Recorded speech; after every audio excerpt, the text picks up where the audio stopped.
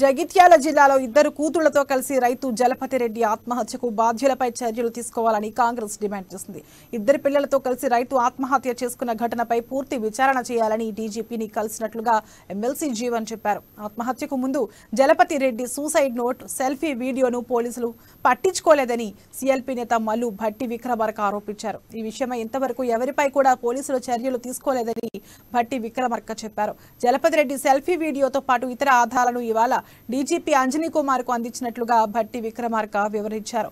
జలపతి రెడ్డి ఆత్మహత్యకు కారణమైన వారిని అరెస్ట్ చేసి కఠినంగా శిక్షించాలని భట్టి విక్రమార్క డిమాండ్ చేశారు.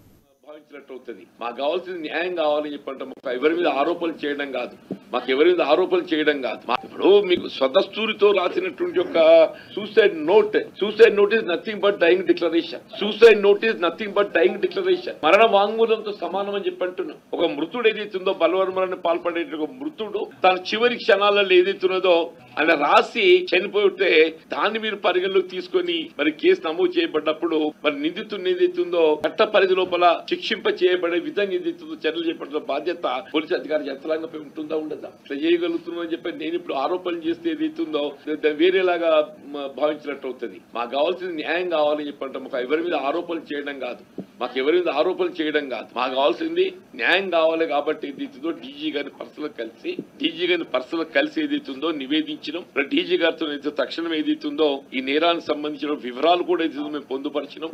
ఆ వివరాలకు అనుగుణంగా ఏదైతుందో నిందితుని తక్షణమే పోలీసు అదుపులోకి తీసుకొని మరి చట్టపరంగా చర్య విధంగా కార్యక్రమాలు చేపట్టాలని చెప్పని నివేదించాం. పెద్దలు జీవన్ రెడ్డి గారు ఇద్దరం కలిసి 3 గంటలకి రాష్ట్ర డీజీపీ గారిని కలిసాం.